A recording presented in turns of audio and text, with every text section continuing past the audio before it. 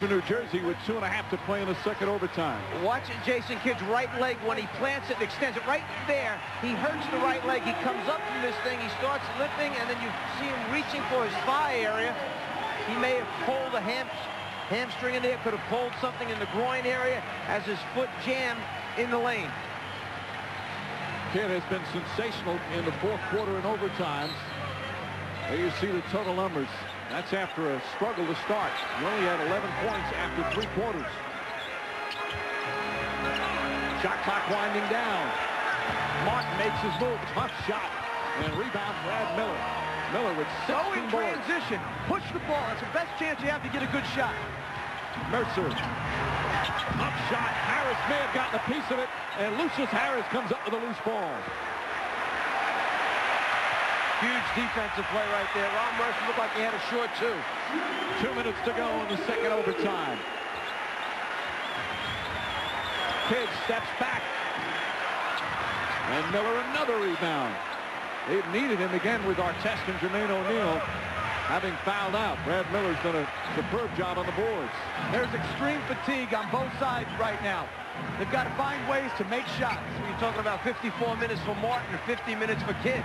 Kidd knocks it away, and a foul on Austin Crozier.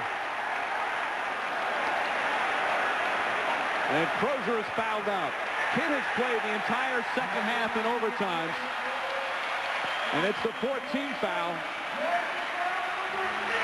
Jason Kidd is not going to just stand behind him. He peeks to the outside and then runs around to the inside to get a piece of that ball. He knows he's given up a lot of size, and then he goes down on the floor. And like I said, he's only in his 51st minute of this game. The will to win. How far are you willing to go to win? Jason Kidd, the entire second half of the overtime, playing a 6'10" guy in the post, deflects it, and then hits the floor. He wants to win this game to advance to that second round. Courage and will. That was only the 13th foul, so they inbound with 1.5 minutes remaining. Nets leading by 3. The #1 seed. Mercer got a piece of it. Brad Miller touched it last as he goes crashing into some cameramen along the baseline. We've seen how important an entry pass can be. Sometimes with the fatigue setting in all these minutes, we saw Reggie Miller throw a bad entry pass at the one end that Kidd stole, and that one right there, almost a bad entry pass by Harris. Shot clock at 10. Kidd looking to make his move. Shot clock winding down. Kidd has to put it up. Oh, he puts it in. Ollie right in his face. And the Nets back up by 5. 31 for Jason Kidd. You look at his face, he looks exhausted. He is. A minute remaining in the second OT. Offensive foul. Another illegal screen. This one, Jeff Foster. The problem that's happening is Kevin Ollie is not going from side to side so that he has a good look at the passing angle to Miller. Jason Kidd is going over the top of all these screens. That's why he's called right here. As he goes over, there's the left hip into him, and he goes down on the ground. You've got to get in a slot to be able to make that pass if your offensive guy is going to fade to the baseline. A timeout called with 56.5 seconds remaining in the second overtime. Jason Kidd and the Nets a 5-point lead as they look to advance to the second round. In the second overtime, still timeouts remaining for both teams. Nets have a foul to give. They'll have the ball. A 5-point lead. They were chanting MVP for Jason Kidd during that timeout.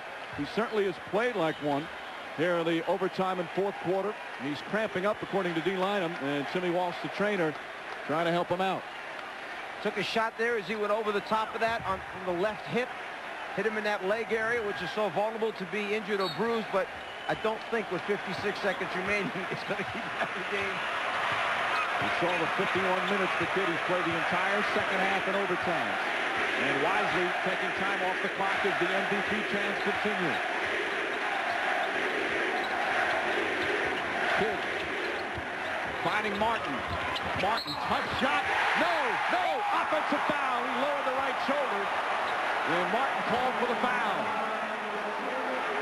That's the first Nets turnover in 26 minutes. They've really taken care of the basketball.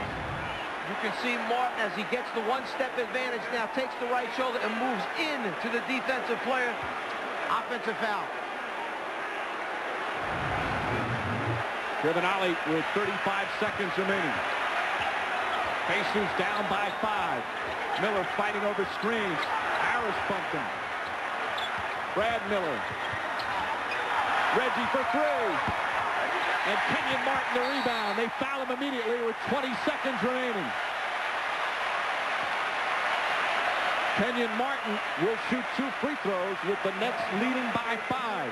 And that was a nice job by Brad Miller that time. He took the ball, had nowhere to go with it. He drove the ball to the middle of the floor and hoped that he and Reggie Miller were on the same wavelength, hoping Reggie would back out and spot up behind the 3, which Reggie did. But remember, in that situation, when you're down 5, you need a 3 and a 2 or a 2 and a 3. Doesn't matter which way you get him.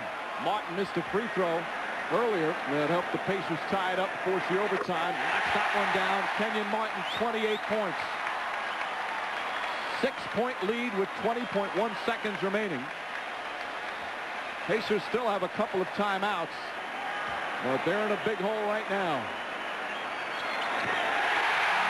Martin with 2 clutch free throws, and it's a 7-point New Jersey lead.